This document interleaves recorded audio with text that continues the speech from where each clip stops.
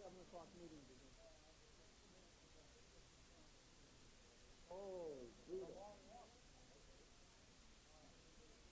Now there he is. Speak of the demo.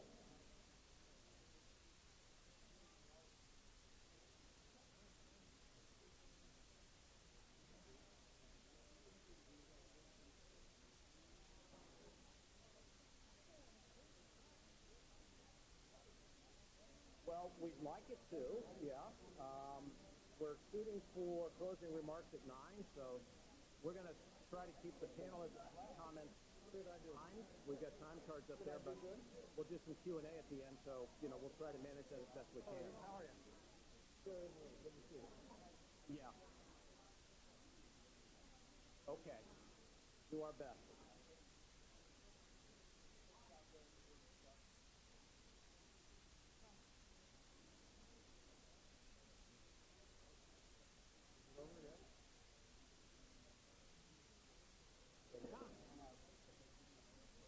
With this, I don't know if anybody's played the and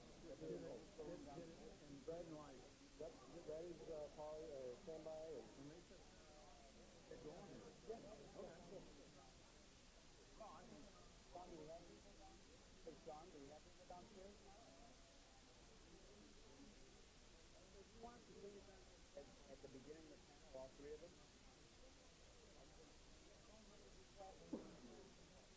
I mean, at the start of the panel.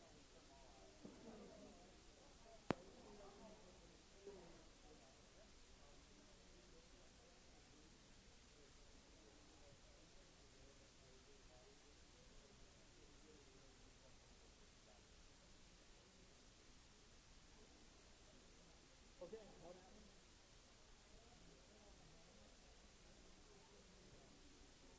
Form part of it.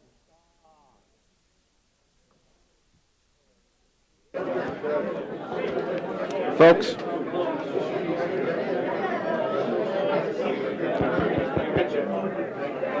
is my mic on? I pushed on. Just want to yell to the crowd to It's green, all right. get seated. I don't hear you.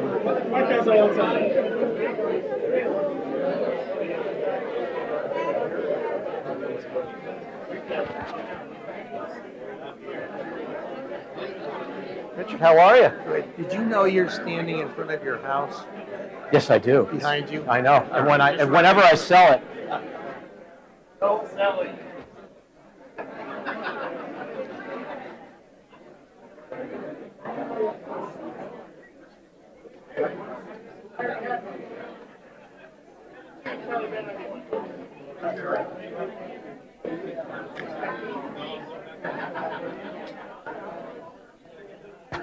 testing.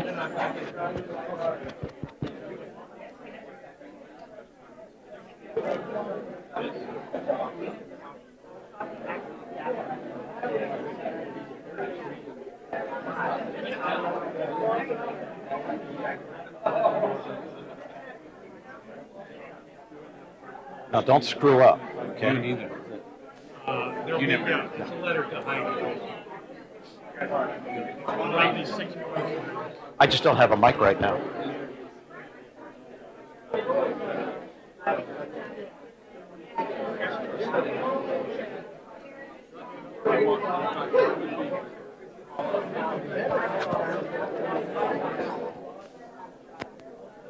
Okay. Take about 10 years.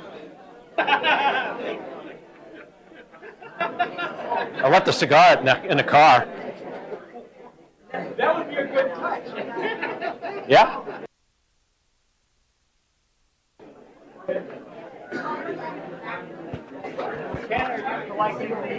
Yeah, we'll be taking them. We've got staff going around, but I'll make sure they're taken. All right? How are you? Good to see you. I'm not to ask any questions. Did I see it? Yeah. Well, that's a tough question to answer, but sure. Very pretty spicy. Just send to Greg.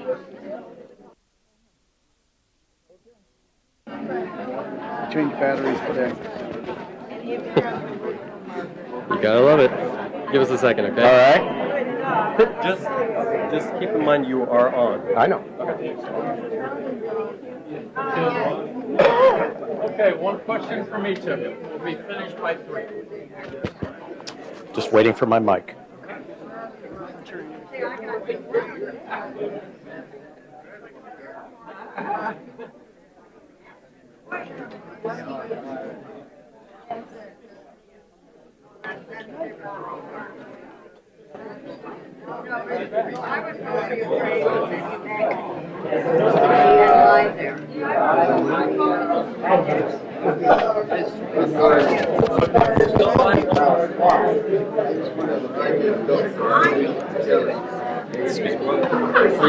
Stand up there. Yes, I'm just, it's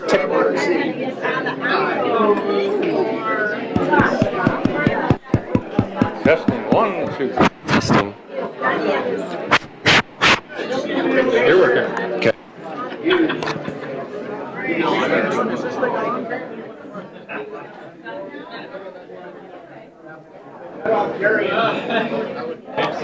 Terry, we're in good shape. I don't even. Good evening. Just when he takes his shoes off and starts If everybody can get settled and take your seat.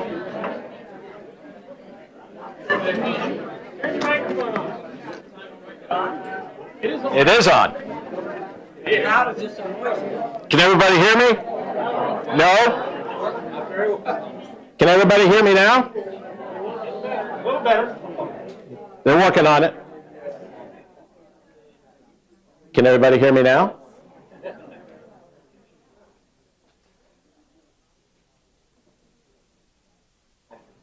Almost. Got it.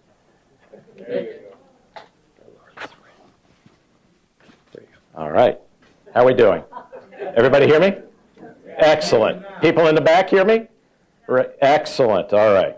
Thank you, everybody, for coming out this evening. I have not seen a packed house like this at Reston Association in quite some time. And believe it or not, as you may or may not know, we do have an overflow room downstairs where we're streaming in the video as well. So that is a testament to the community wanting to come and hear about this interesting topic we'll be going over this evening. So again, thank you for taking what is a lovely evening outside to spend a little time with us. We're hoping to make this an interactive discussion this evening. So stay tuned as we go through the process tonight. We'll have an opportunity at the end for some question and answer. But first, I want to say thank you for coming out. My name is Ken Knieven. I am the president of the board of directors for Reston Association. And I want to share with you tonight that over the past several years, the association has been an integral participant and voice in an important effort for the community. The Reston Master Plan Special Study Task Force. That's a tongue twister. Soon the county's planning staff will complete its final version of the proposed Phase 1 comprehensive plan text for the Reston transit station areas.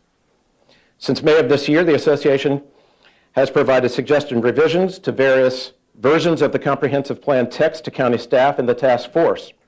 And I'm pleased to report that a number of our recommendations have been incorporated into the plan text. However, we have a few more items that still need some attention. While Reston Association's voice, and is it breaking up? Is it okay? Okay. While Reston Association voice alone is strong, we also understand the value and benefit of adding other voices to our own. To this end, we have been meeting with other citizen groups that are part of the task force, including the Reston Citizen Association, known as RCA, and the Alliance for Reston Clusters and Homeowners, known as ARCH. While we each have our own interests with regard to the plan text, we also have many common alignments. To highlight the importance of this collaborative effort for each of these organizations, I'd like to acknowledge the various board and committee members in attendance this evening, as well as many members of the Master Plan Task Force who are with us tonight. And I'd ask each and every one of you to please take a moment and stand and just identify yourselves. Yes? Everybody involved. Where are you? I know you're here. Everybody. Stand up and acknowledge yourself and be acknowledged.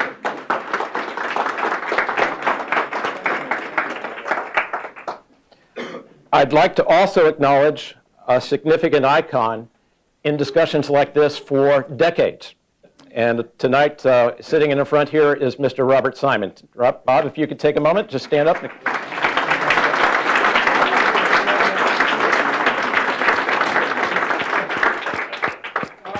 Thank you. In an effort to provide the Fairfax County Planning Commission and ultimately the Board of Supervisors with one voice as opposed to disparate views, we have come together this evening to present to you and discuss our joint statement on the guiding principles for the Phase 1 Comprehensive Plan for the Reston Transit Station areas. As you came in this evening, you were provided with a comment form. In addition to providing you with information, we also want to hear from you. So as you listen to the presentations this evening, please do not hesitate to write down your questions. Later we'll be collecting your comments and posing them to our panelists for further discussion. We understand we may not be able to answer all of your questions tonight, but if you include your contact information, specifically your email address on your question, we will follow up with you in the near future as quick as we can. We will begin our forum this evening with an overview of the vision and guiding principles established by the Reston Master Plan Special Task Force, as presented by Patty Nickerson, an RA member and chair of the Reston Master Plan Special Study Task Force. Patty has dedicated much time, effort, and patience in working with this 25-member body since December of 2010.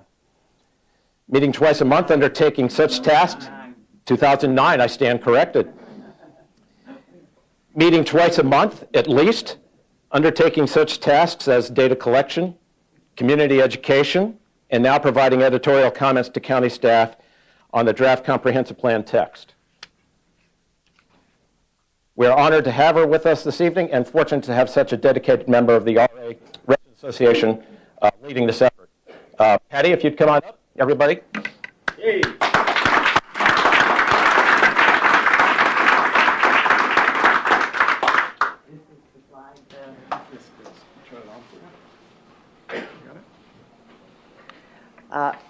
I am president also of the Dulles Corridor Rail Association.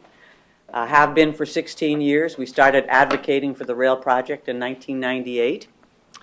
I also served on the Reston Master Plan Task Force in 2000-2001, which did the first revisions to the comp plan, and chaired the Reston Metro Rail Access Group a couple of years ago that made the recommendations for the transportation changes around the transit station areas. And as you heard, we've been underway now for 4 years, and we're coming to close, I think, this year. We've had an excellent task force. Members and representatives of the major community organizations, including those that are just mentioned, RCA and RCA, the board, the Chamber of Commerce. Unlike the Tyson study, we were not consultant-driven. We were very much task force-driven. And we actually broke up early on into subcommittees. Each committee took on a station area. One was Wheelie Avenue, now called Reston East. One was the Reston Town Center, and they also worked on the Town Center North. And one was the Wheelie, now known as the Herndon Station. We had a vision committee that came up with the vision and principles for the comprehensive plan, building on Bob Simon's original 7 principles. I want to show you that. This was all of this information is online on our website. It's a wonderful document with graphics provided by John Carter, who's an urban designer and also on our task force. And I'm going to refer to that in my presentation. The task force also came up with a document that was approved earlier this year, talking about how to achieve the vision for Reston and the kinds of things we expect developers to provide in order to get the density at the metro rail stations. So we have several levels of, several hurdles that they have to jump before they can get approved density, including helping us provide the grid of streets and the Performing Arts Center and the Recreation Center and the parks and the other roadway and bridge improvements that we want.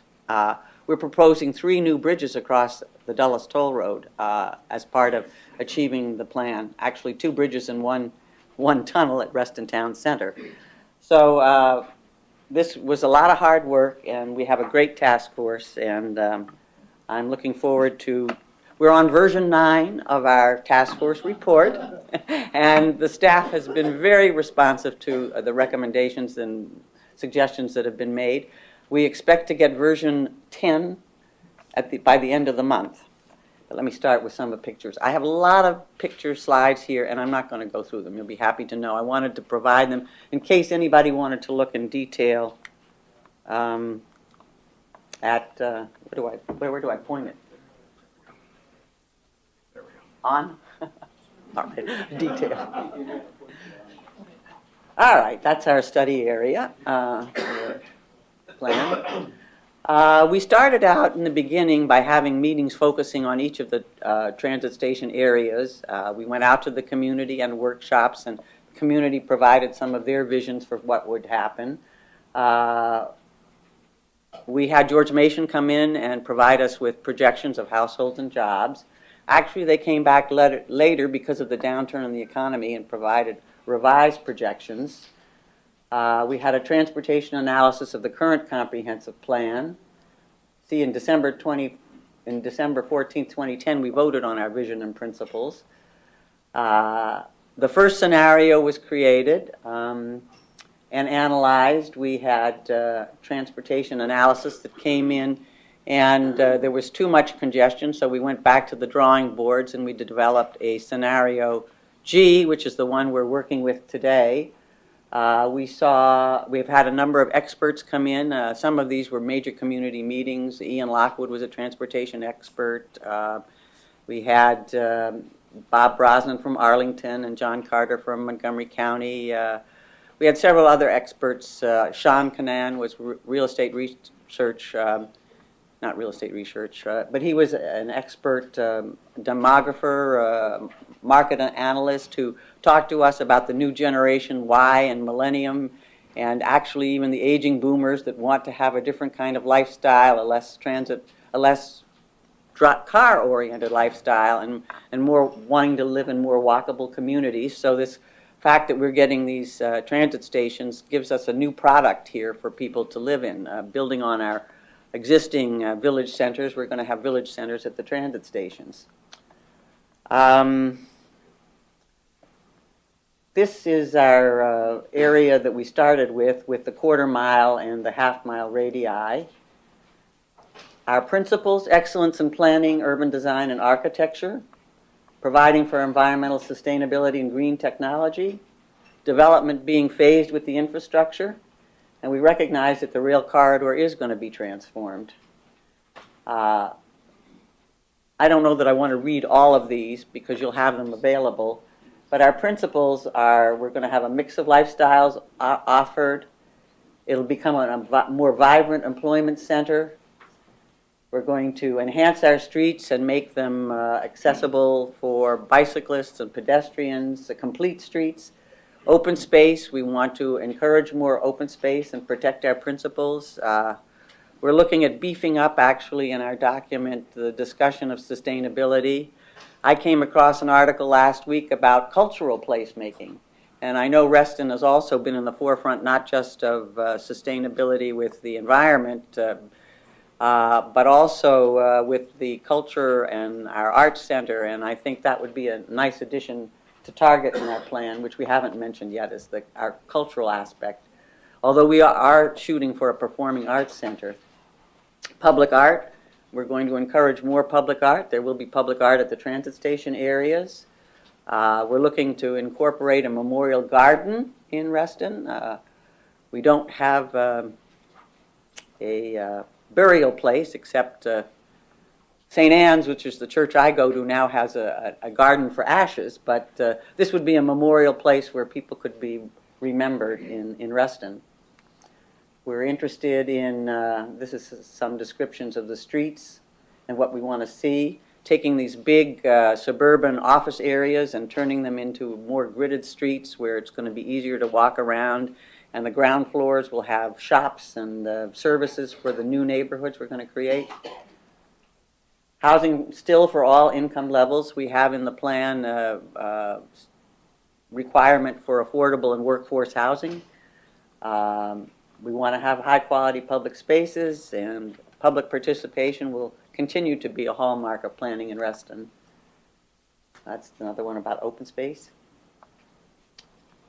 RA has been a good steward of the environment here, and we want to build on that. Public art, this is a few pictures of public art in Reston today. Green building technologies, the kinds of things we can do to reduce our energy consumption. Looking at sustainable buildings, air rights, transit-oriented development. These are all come from our report. This is an example of the detail that we went into to look at each station area and identify the environmental amenities and identify them so they can be protected and enhanced. This one is Reston West Herndon station area. Transportation, I mentioned the expanding the pedestrian and bicycle network and providing a grid of streets.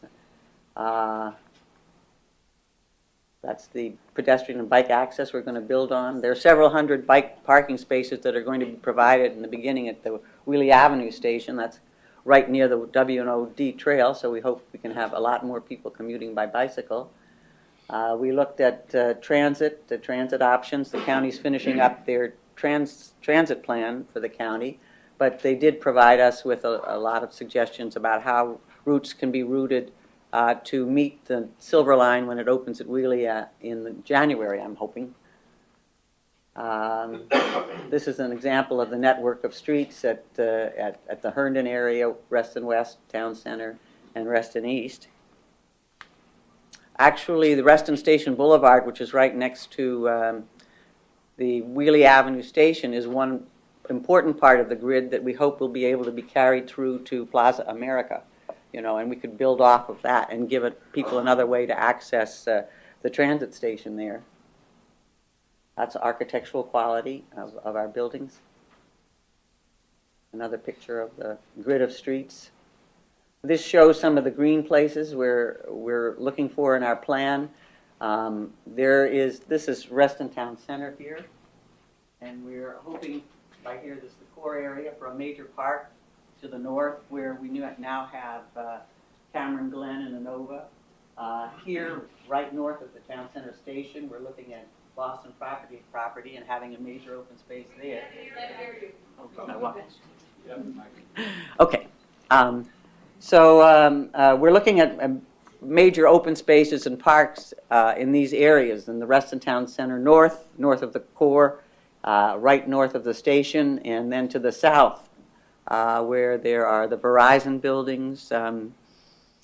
We're proposing that we build a major central park in that particular area. I've gone over transportation. Cultural facilities, we're looking to have a performing arts, a new library, art galleries, on a large indoor multi-purpose center.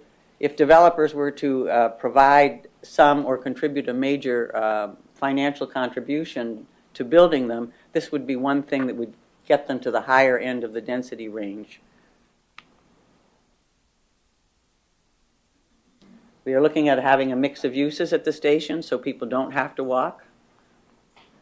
This is a picture of the range of FARs, a map showing the districts.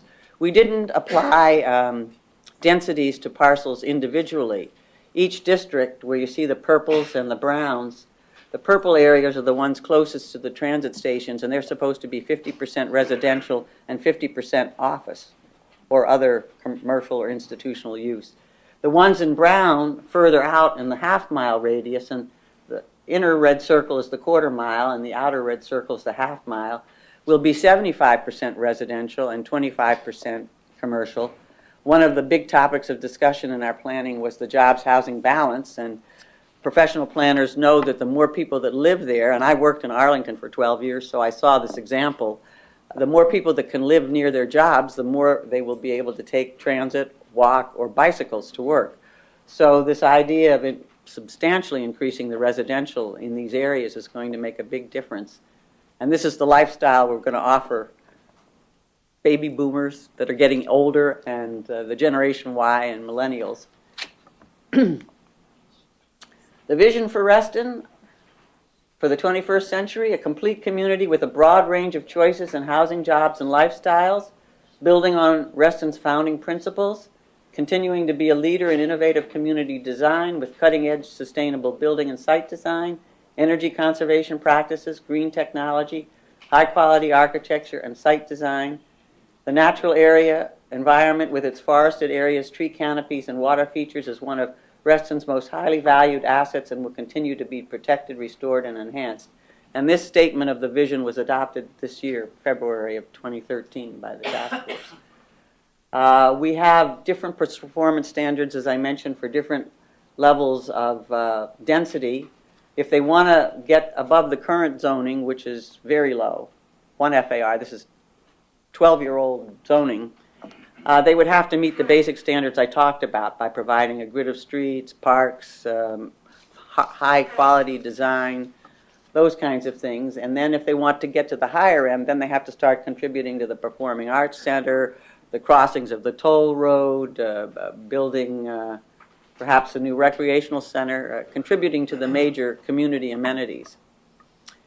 Density above the range, we're going to, we supported density for housing and trying to provide more affordable housing in the community. So if a developer were to make a very significant contribution to improving this lower to mid-range of housing, that might be something that would qualify him or her for a bonus density.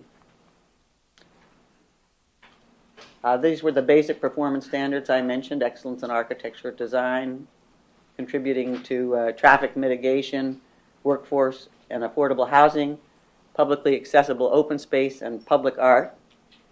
And then to get the higher end, we wanted to see people start to build right away so that we could see, we call them first movers, we could see some of this mixed use being brought into place. And I mentioned the substantial contributions, which would be the Performing Arts Center, the Rec Center, and a major park or plaza. So that's a brief outline of the kinds of things that the task force has approved, the vision and principles, and how we think we can achieve these principles by requiring much higher proposals, quality proposals from developers. Thank you.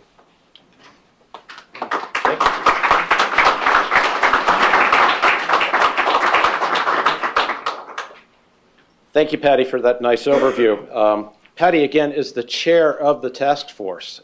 So if you don't recognize her or know her, please do get to know her from the community's perspective. At this time, I'd like to welcome Fred Selden, the director of Fairfax County Planning and Zoning Department, and his planning staff, who have been working tirelessly on the Reston Master Plan, as well as the Tyson's Corner Plan over the past several years. It's an honor to have them here this evening with us, and presenting this evening from his staff will be Richard Lambert, who will provide an overview of the current Phase 1 comprehensive plan text for the Reston transit station areas. Richard?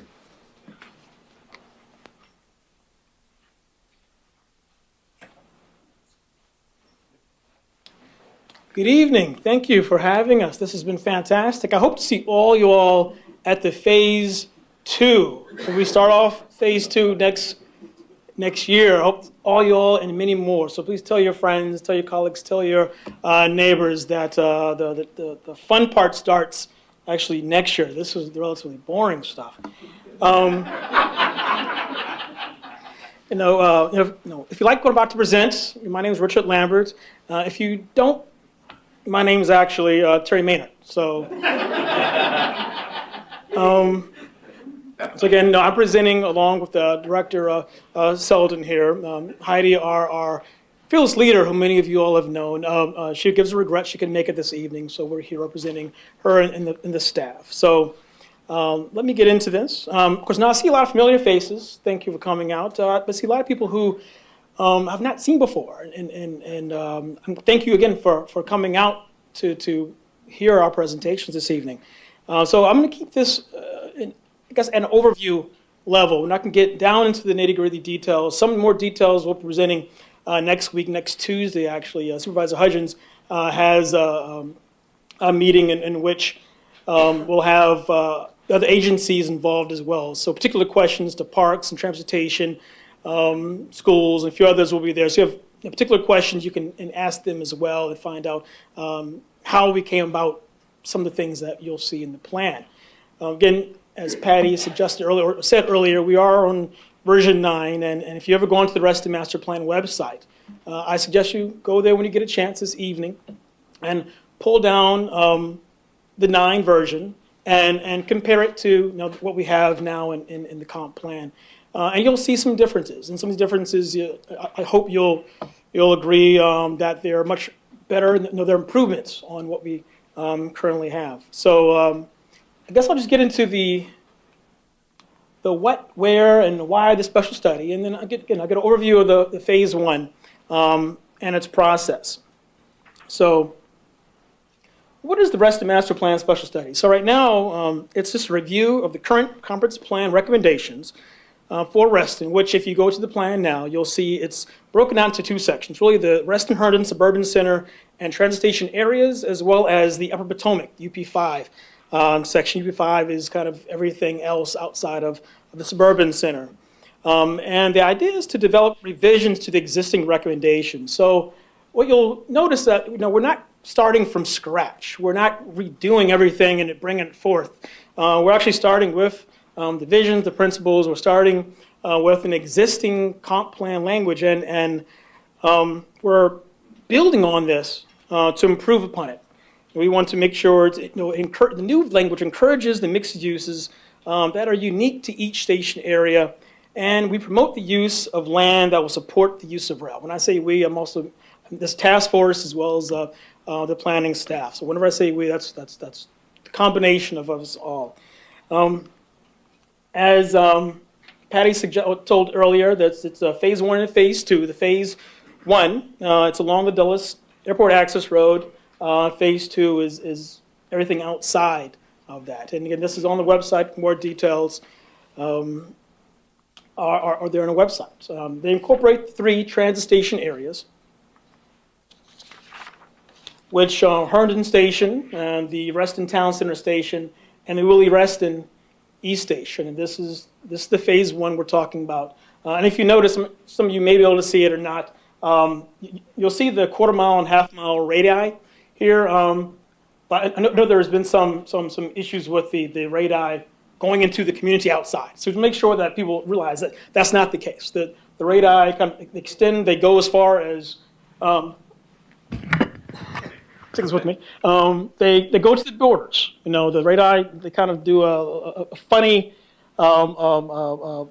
tangent along the borders. They do not go into the surrounding community. So we make sure that people don't think that when we say the quarter mile or half mile, we're talking about it in a finite sense. It's not quite as literal as quarter mile, half mile. It's pretty much everything quarter mile, half mile within the study area proposed here on the map and that you see in the plan text.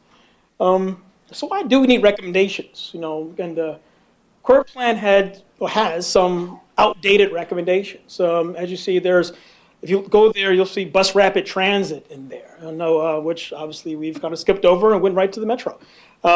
You'll see urban design in a general sense. You'll see transit-oriented development in a general sense for the station areas. But what we want to do here is really make it specific and really bring out all those things which TOD that the vision committees and the various other committees, subcommittees of the task force really thought about and really planned and desired. So we're trying to get those very specific things within the plan, and the current plan just really doesn't hit on those things. It doesn't hit on those things.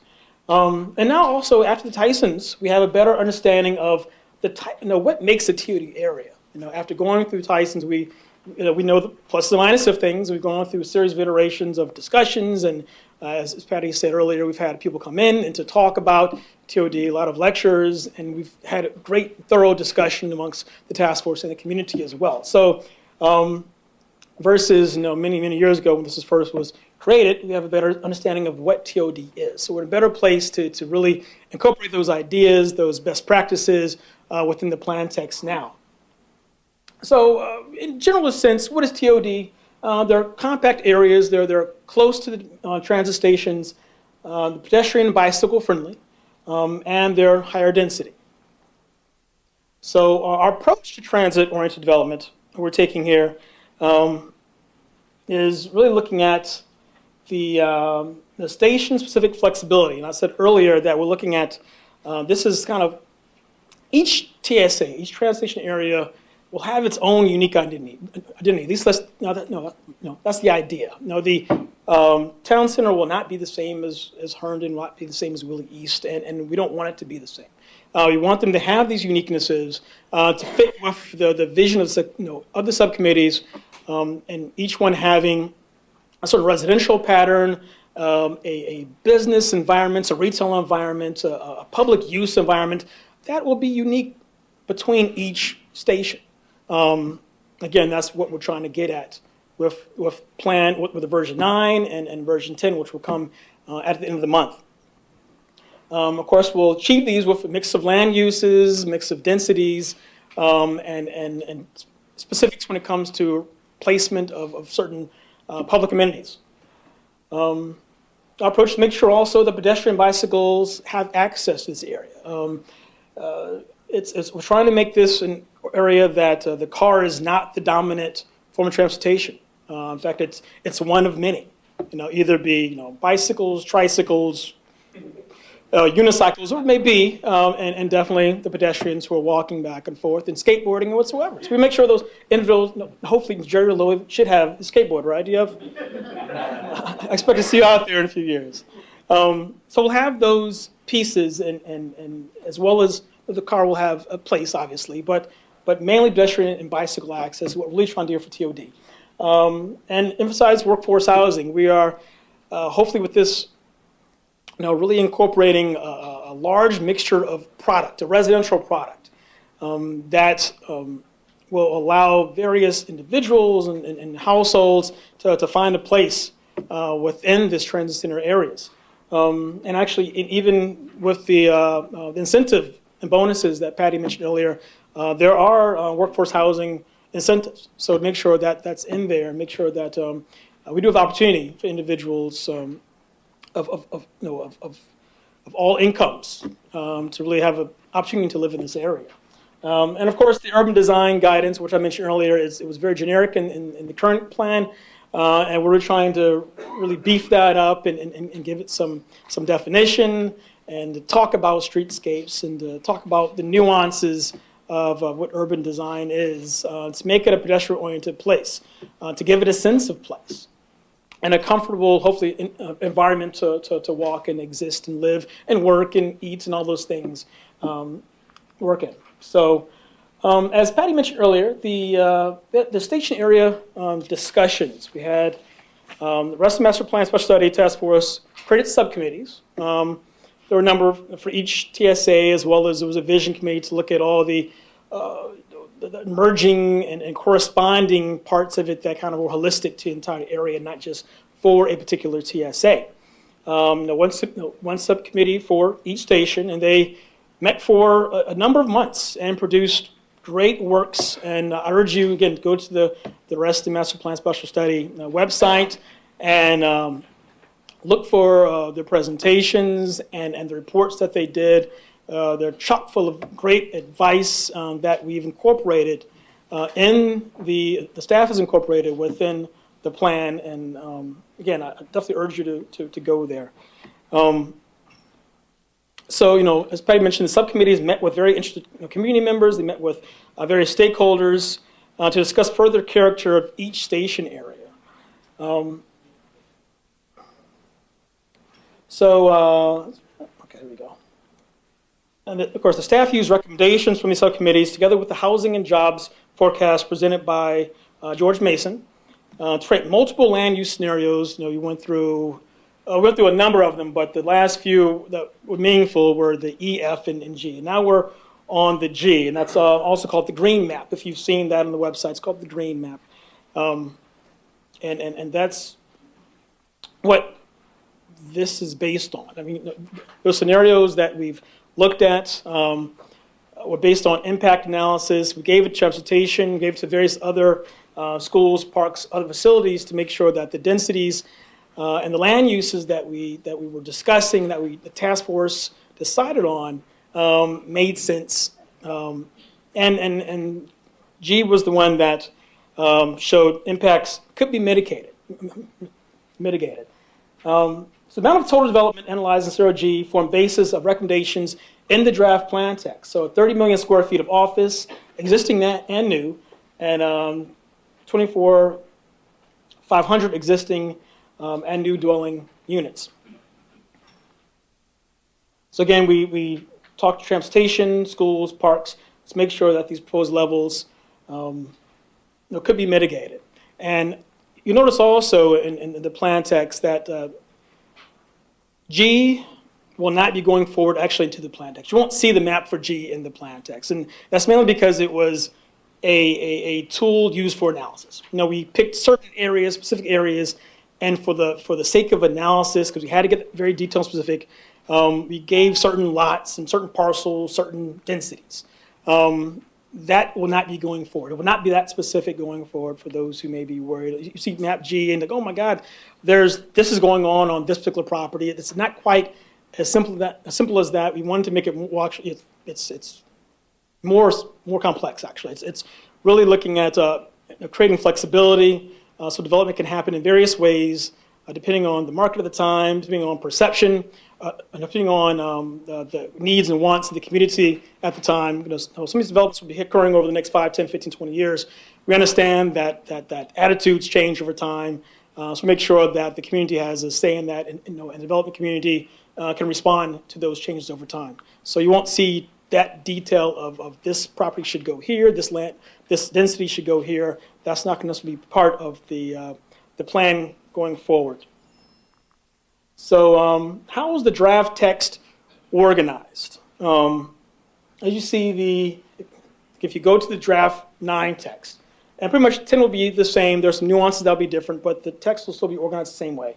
There's an overview. There's a vision and planning principles. It's designed to provide overreaching guidance for all Reston, as Patty gave you a great presentation before. The planning horizon, which is 2040. There's area-wide recommendations and district recommendations, and that's very important to know. So the area-wide sections, they deal with land use, urban design, transportation, environmental stewardship, urban parks, rec, cultural facilities, public facilities, and just other general implementation. This guidance applies to all areas of the Phase 1. That's why it's an overview section. Then we get down to the district recs. So there are a total of 12 districts, and I'll show a map in a second. There are 3 transit-oriented districts, and there are 9 non-transit-oriented districts. See with this map, and again, this map is also on the website.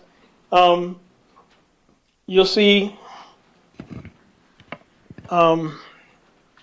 each one is color coordinated, and the larger areas are districts. Woodland Park, Great Oak, Herndon Station, Town Center West, Town Center North, the Urban Center, Urban Core, Reston Town Center Station, which goes north and south of the DAR, the Central Sunrise Valley, the Sunset Hills, Reston Heights, Willie Station, Reston East. All these are the districts. Some of these are TOD and some of these aren't, so we'll get into that in a second. So the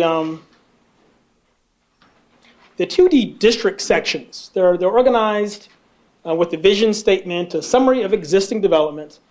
There's a base plan, which talks about the current, what's on the ground and current zoning. And there's the redevelopment option, which is what you really want to be looking at when looking at this and reviewing it. And when you get home, review this part. This is the really important part as well.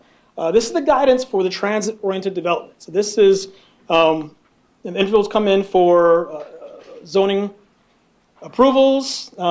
This is what, that's the opportunities, the choices that they have will be highlighted in this part of the plan. So if they don't come in for zoning, what they have is the base plan. If they come in for zoning, they're then subject to the options that you see before you in the plan.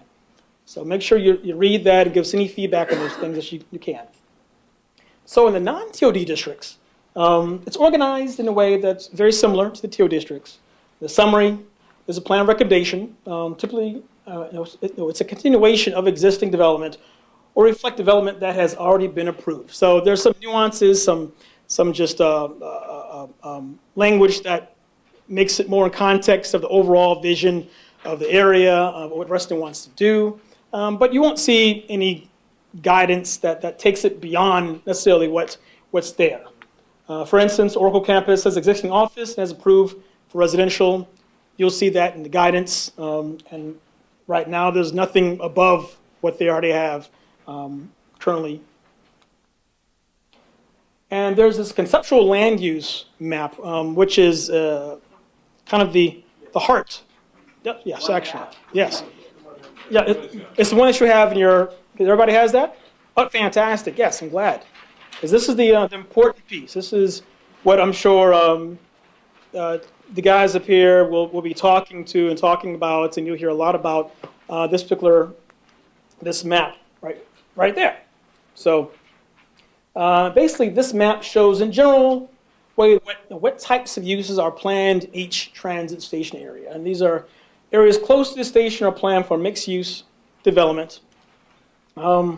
See, those are in this map, they're the purple, make sure they're purple.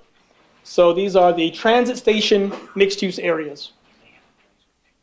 Okay, yes, beautiful, thank you. There's the green, the purple are the transit station mixed-use areas. And there's a key down here. And this key will be also in the plan as well. And then there's the brown areas, which are the residential mixed-use areas. And then there's this interesting area up here called the Town Center North mixed-use area. It's non-TOD, but because of its unique ownership right now, which is pretty much two owners, ANOVA and the county, there was great opportunity to create some great amenities in this area. So that's definitely an important element as well. So a little more detail. So the two land use categories in TOD districts are the transit station mixed use categories and the residential mixed use category. And the other land unit categories are the non-TOD districts. So just restate that. Map again. The transit station mixed use category are locations where most of the new office will be. Now this is idea is to put new office workers closest to this transit station areas. Also allows for residential, retail, educational, public uses. Now the data supports the idea that workers, employees aren't willing to walk as far as those who reside in the area. So it makes sense from a TOD standpoint to put your office, put your workforce in areas that are closest to the transit stations. If you put it too far away, there's likelihood that after a few blocks, they're not going to want to walk. No, they're going to get in their cars and drive. So we don't want that to happen. We want individuals to have as much incentive as possible to get off the transit station, get off the metro, and walk to their work and then walk back. Residential individuals, people who own and rent and live in the area, it looks like they're more readily, they'll walk a little further. So the residential will be kind of behind, abutting, a little further, between the quarter mile, half mile or so. And those individuals will walk, and there's evidence to support that they're more willing to walk. They're more able to walk, more likely to walk. So putting residential behind or further away than the office still makes good use of space and still makes good use of the TOD ideology, because people will still get out of the metro and walk that distance. Now, the mixed-use category, which are the brown areas on your map, these locations where most of the new residential areas will be, as I stated. Again, studies show they're more willing to walk.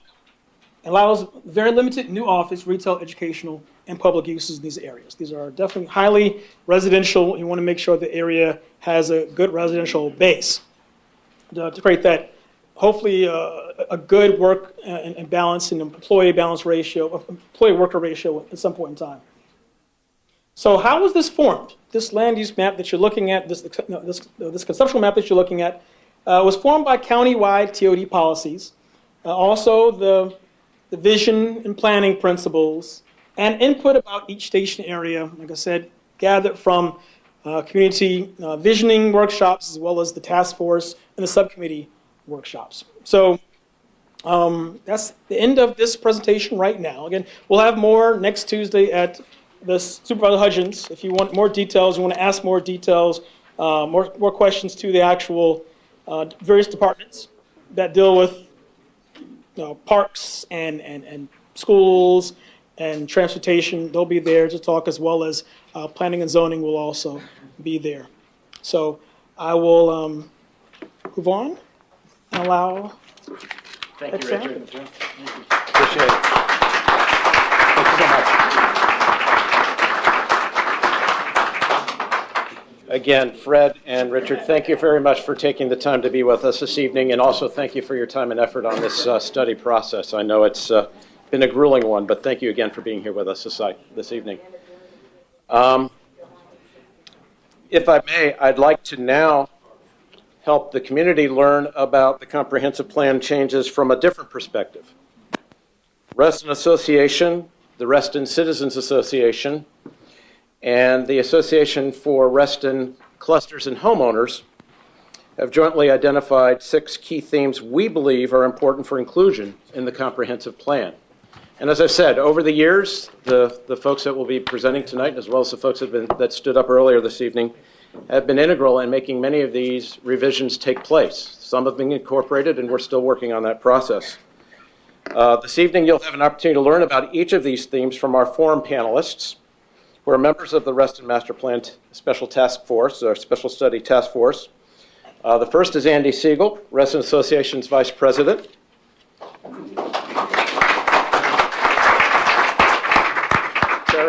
Terry Maynard from the Reston Citizens Association. And Jerry Valoy, President of the Alliance for Reston Clusters and Homeowners. Again, let me remind you, if you would like to pose a written question to the panelists this evening, please use the comment forms that you should have been provided or ask for them. And members of the staff will be collecting these questions from the audience during the forum. Questions will be randomly asked or randomly selected and posed to the panelists. So make sure you continue to feed them in this direction. We'll make sure to get up there. Let's begin with the first theme, sustaining Reston. Let me state it in this way. We believe that Reston encompasses all of the land within the transit station corridor area. All new development in this area should be incorporated in either Reston Association or the Reston Town Center Association, according to their agreed-upon membership boundaries. Andy Siegel will provide a brief overview of the main points on this topic. Then our panelists will offer additional views. Andy, you want to take a start at this? Thank you very much, Ken. And I will remain sitting. I'm sorry I can't see all of you in back, but since the table mics are there, I hope that's okay and you'll indulge me with that. So a couple of introductory remarks before I get onto the slides for this sustaining Reston topic. First, I just want to say it has been a pleasure to be on the task force for the last year and a half, and I consider it an honor to have been able to do so. It's a very engaged and knowledgeable group of individuals who really do, I believe, have the best for our community at their hearts. And so it's been a pleasure to serve. I do want to recognize, as I was walking in tonight, I saw Paul Thomas, who is a former board member on the Reston Association board, and he was the member on the task force for RA before I joined. And again, recognition to him because he did a great job serving on some of the subcommittees that were discussed by Richard.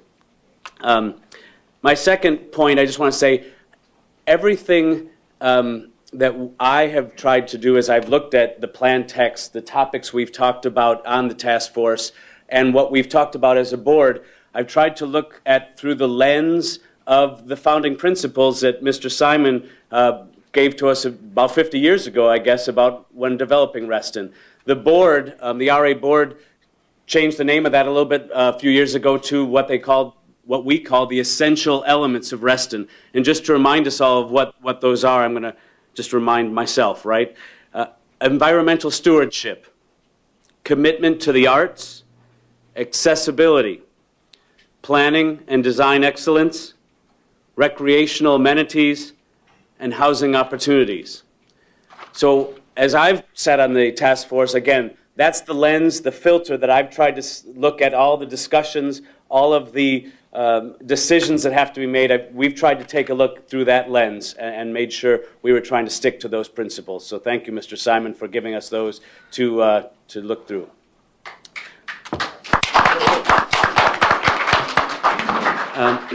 And with that in mind, as I get to sustaining Reston, before I do, could I ask everybody in here to do a quick 360 and just see who's around you? There are probably a lot of people you know, but maybe there's some people you don't know. And again, Oh my God. there you go. These are the people that live, work, play, and obviously, because they're sitting here tonight, getting involved with our community. And that's the whole point we wanted to bring up with sustaining Reston. It's our community. And we really, truly believe we have one Reston. We have a commitment to that sense of community. Mr. Simon had as some of the core foundation principles of why are we here? Why are we living in this place together? It's because we're fostering a sense of community. How do we do it? With plazas, with accessibility to each other's neighborhoods. We do it because we have a community that we want to foster relationships with the people we live near. So it again is with that strong sense of community that we have, that really this community was hinged on as we've fostered that sense. We believe one of the best ways to make sure that sense of community continues is that all new residential development in the corridor, in the Phase 1 corridor we're talking about tonight, is incorporated either onto Reston Association or Reston Town Center Association, the existing associations for our community. We do not favor alternative community associations within the corridor because we feel that it may give some kind of bisecting feel for our community, and we want to give, again, a sense of people to getting together and not ever a reason for people to divide. So we also have discussed that we want to enable residents in the new corridor developments easy access into the existing community through pedestrian and bicycle routes so that that fosters that integration, and also back from the existing and mature communities back into the new developments so that, again, we have a consistent and integrated community, not separate communities. We certainly will have a different feel in the urban section that Richard was talking about from more the suburban section, but it can still be one community.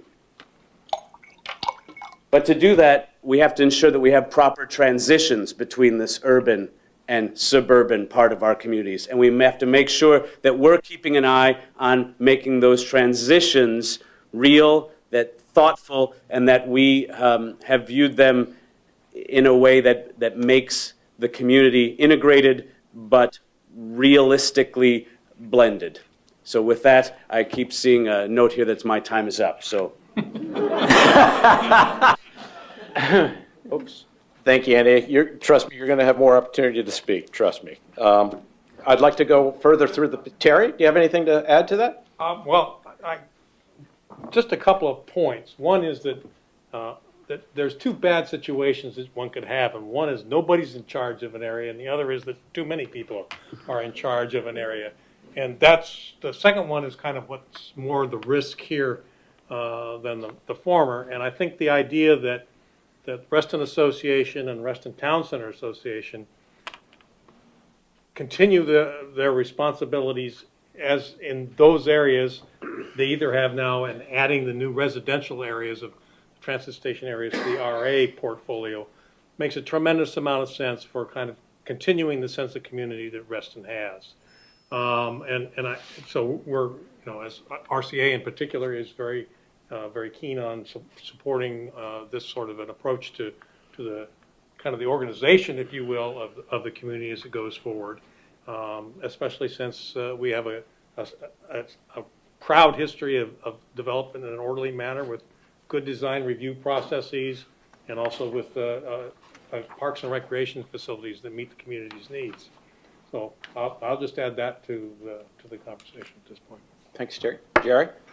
No, I definitely support the goals of this topic. This sense of community is what characterizes Reston. People coming together, as it was said, living, working, playing, and getting involved. That's what's pulled this community together. And that's what characterizes it in my estimation. I think as we look at our community and we see the new development, commercial and residential, within our future, we want to bring those people within our community. We want them to feel a part of our community. We want them to get involved within our community, and that's why I certainly support that. And the Reston Association will definitely feel additional financial impacts as a result of that. We'll have more impervious surfaces, hard surfaces, that will impact our stormwater management. We'll have people using our pathways and affecting our stormwater and our streams. So the Reston Association will have to continue to be great stewards of our community. They'll have financial impacts as a result of that growth. And as a result of that, we certainly should make those members of the Reston community and contribute to our great community called Reston. Thank you, Jerry. One last point that you reminded me of, that when Richard talked about just edification, the phase 1 and phase 2, in this section of the area of the document, we also really wanted to make sure that we're talking about the phase 1 area, which is the corridor on the maps that have been shown, and not the rest of Reston, the balance of Reston, which will get its chance. Well, the rest of us will get our chance for revising the plan text in this phase 2, but we wanted to ensure that this task force for this text is concentrated on the phase 1 area. Thank you. Thanks, Andy. Our next theme is open space, parks, and recreation. And in summary, what we mean by that is, in order to sustain Reston's existing character and reputation as a model planned community, we believe the new comprehensive plan must assure the provision of adequate high-quality, publicly accessible open space, parks, natural areas, and recreational facilities within the Phase 1 area to accommodate Reston's residents and employees. Terry Maynard, I think this is an overview you can tackle at the beginning here. Yes, this is the topic I'm going to speak to. As you heard first in Patty's presentation and a little bit in Richard's presentation, open spaces, parks, and recreation are very important to this community and always have been. Going back to the founding principles that Andy mentioned. And the point is, we want to continue that tradition, even though we're urbanizing about 1,700 acres of about 1,700. There we go. I can hear myself now. Exactly. About 1,700 acres. Start over, Terry. At the center. No, I won't start over. You didn't miss anything, Andy. And at the same time, as we go forward, what we have found is that the language in the draft plan, beyond the planning principles, is kind of weak. There is a section that addresses open spaces, parks, and recreation, and it discusses what the urban parks framework is, which characterizes the various parks and such as common greens, such as linear parks, pocket parks, and so on. But it doesn't really talk about where those should be or what those should be in Reston. And what we end up with then is looking at the urban parks framework exclusively, and this doesn't look like what I put in. But all right, we'll deal with what we got. The text in the various sections, and actually the districts, as Richard laid them out, 12 times this 2-sentence paragraph shows up. There's 2 things I'll highlight. The underlined sentence basically says, we're not going to plan now for what the parks ought to be, but we'll plan when the new development occurs, which really to me is a plan without a plan. It also points at the urban parks framework, which is an appendix 1 of 3 in the county's comprehensive plan for parks and recreation. So it's only addressing a small fraction of what those requirements say. On a broader sense, on two of the districts, Reston Town Center and Wheelie, it calls for one full-service athletic field to be put in those two areas. And those two areas will have 33,000 more people in them in this time frame. So we think that's a little bit inadequate. Now, if you go look at the full county, what's called Parks and Recreation Policy Plan, as the title indicates up there, you'll find a little bit better explanation of what is expected in an urban setting or in an urban parks kind of area. In terms of local parks, they ought to be within walkable distance. They're designed to be places you can walk to that you don't need a car, like everything else we're trying to accomplish in the transit station areas. And secondly, they should include athletic and sports facilities, and I would include athletic fields as part of that set of facilities. I don't think Redskins Park is what we need here, which is an athletic facility, but we do need more athletic facilities than there are there. And even the Urban Parks Framework recognizes the need for recreation-focused parks, including athletics fields. So there's a lot of room for improvement in the text here, and we're going to go forward with some recommendations that ask that the text of the draft plan focus on the entirety of the county's Parks and Recreation Policy Plan, rather than one small part, which, in terms of values and standards, only sets acreage requirements, which calls in general for 84 acres of parks in the transit station areas based on the population and employment projections, and versus the suburban standard, that works out to about 1.5 acres per 1,000 people. The suburban standard, on the other hand, which is the rest of the county, is 5 acres for 1,000 people. And secondarily, it does the Urban Parks Framework does not have anything about facilities.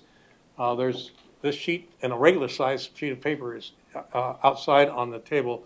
This shows what those standards are and how they ought to be applied to Reston's TSAs. And if you're talking about athletic fields, in terms of total athletic fields, the county standard, countywide adopted service level standard, would bring us 35 athletic fields. That would be about 105 acres, about 3 acres apiece for the parks. And that's in part where we see a major inadequacy in the current plan language within the draft plan. I would say I've taken the time to take a look at this in comparison with other parks or other cities, if you want to call the TSA areas cities. And unfortunately, Reston's TSAs would rank very poorly in comparison with even Manhattan, which has 1.6 million people. We'd actually have about the same number of people per acre, about 590 people per acre of parkland. And I'll just stop there. Thank you, Terry. Jerry, you want to add? How many people in here value our open space within the Reston community and the facilities that have been provided? We do too.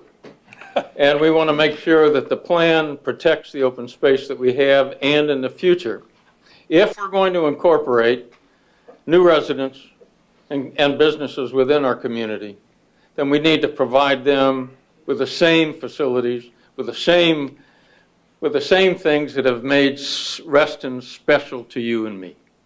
And that's why we need to make sure that our comprehensive plan protects the open space that we have and continues to provide places where people can enjoy the open space and the facilities that we've been provided with in the past. Andy? Sure. As you know, Reston Association provides the majority of the outdoor recreational facilities in our community, and we strongly support making sure that additional open space and park facilities are put in the corridor. And we also know that outside of the corridor, we are going to have many residents enjoying the facilities that are out there, and that we'll probably have to expand those facilities to ensure that they are used appropriately with the amount of people coming in. And we want to ensure that there's a good mechanism for helping us in Reston Association provide those facilities outside the corridor when we know the use will be there from those inside the corridor. If I could follow up on what Andy said, one of the unfortunate outcomes of the language as it's phrased now is that the space we now have would be used by the 49,000 people that are going to be added, well, 37,000 are going to be added, 49,000 people total that would be in the transit station areas 20, 25 years hence. And that's not only, that's a loss for us, so we really need to get almost all the facilities that this group of people needs in those transit station areas. Thank you, Terry. Our next theme is flexibility. And again, let me summarize it. We appreciate the need for moderate flexibility in planning over a 2-decade time frame, but we do not support plan language that would allow significant variation or increase from the density, intensity, and land use mix objectives laid out in the preferred development scenario G. Jerry, you want to add a little more depth to that? Yeah, sure. John, I appreciate your input here. First, Reston Association, let me thank you for bringing us together this evening, and I want to thank all of you for being here. Before we start talking about flexibility and why at times there should be a degree of it and others limits to it, let me look at the possibilities. Let me have you look at the possibilities for growth and development over the next 20 to 30 years. Within the Reston corridor, we're looking at approximately 22,000 new jobs being created, working out of approximately 37 million new square feet of commercial space. Remember some of Bob Simon's original goals shown here on the slide? To achieve goals like that and to try to mitigate the impacts of future growth and development on traffic congestion with people traveling to and from our community to work, what we want to do is to balance that commercial growth with also future residential development within our community to support it. To achieve that objective, we put in our plan about 22,000 new residential dwelling units, about 40,000 new Reston residents within the Reston corridor. That development at about 1,200 square feet per dwelling unit equates to about, again, 26 million additional square foot of residential space. Further, guidelines for successful development have been shown to be effective in the past. Ratios of about 4-to-1, jobs to households with existing, we'll wind up with about 115,000 total jobs and 28,000 total households. And a 1-to-1 ratio of commercial to residential square footage have shown to be effective in supporting the types of goals that have been mentioned and which we as community leaders support as important objectives to achieve. But let's take a closer look at our future development. Each of the 3 transit station areas, Wheelie, Reston Town Center, and Herndon Monroe, have been separately planned with their own vision for development, supporting infrastructure and density, each with its own character. Town Center's focus of employment has been planned as a destination area for not only employment and residence, but with a focus on retail, entertainment, arts, etc. Wheelie and Herndon Monroe have been planned with yet different visions for development. Additionally, each of these 3 areas are further subdivided into a number of even smaller geographic areas, yet with their own individual character and density. Furthermore, market forces will impact future development. It may be smart to provide a developer with a certain density incentive to obtain a proffer to fund a desired community facility, or it might be smart as development occurs to move density from one area to another. Therefore, the need for flexibility, but only up to a point, up to the point where the vision for overall development is maintained, infrastructure is provided, and proven success ratios remain in focus. Thank you very much. Thank you, Jerry. Andy? You want to add anything? Sure, just that it's a delicate balance, right? We very much support the urban TOD, transitory development model in the corridor. We think it's great, and we want to encourage developers to help us create that. At the same time, we can't have too much additional flexibility that allows that to get too unplanned, such that if we're trying to drive from the south side of Reston, the north side of Reston, we get through some areas that are completely undrivable or untransitable because of too much flexibility. So it's a delicate balance, and the goal of the language is to try and make sure that we enforce that. Terry? I'm just going to follow up with the balance is everything. It really is everything in planning a transit-oriented district. And what we've got in the way of scenario G, or now it's called the preferred development scenario, is a situation in which I guess the way I've characterized it in the past is everybody on the task force is equally dissatisfied, which means we've probably got it just about right. Obviously, developers would like to be able to develop more, and there are good reasons why they would want to develop more. On the other hand, there are the limits to what the community can absorb, especially in terms of infrastructure. It's going to cost billions of dollars to build a transportation infrastructure, schools, fire stations, and the rest that we need to have to be put into these TSAs.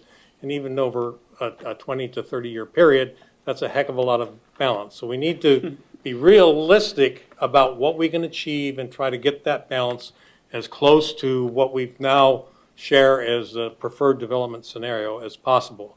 I happened to do a word search on the word flexibility in the report, and it appears 24 times.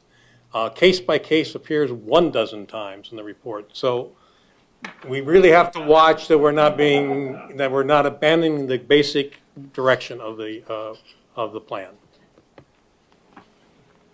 Thanks, Terry. All right, we're going to move on to the next theme, and that is environmental sustainability. Consistent with Reston's history of forward thinking on environmental stewardship and sustainability, we believe that future development in Reston should meet the highest flexible environment standards, ranging from the protection or restoration of natural amenities to the use of best environmental practices in development, design, and materials. Andy, would you like to take it a little further? Sure. Again, back to our founding principles, environmental stewardship, and truly, our integration with nature is one of the main attributes that make us unique in Reston.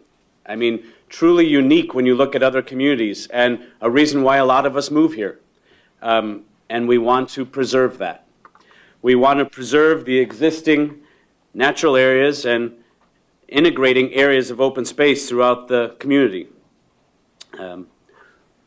We want to make sure that landscape design preserves the mature tree canopy that we all love so much here in Reston, as well as when we incorporate more trees and plants in both the streetscapes and open spaces of the new development, and that we recognize that Reston Association has a preferred native plant and a banned invasive plant list that should be utilized in all landscape design within Reston, including in this Phase 1 corridor.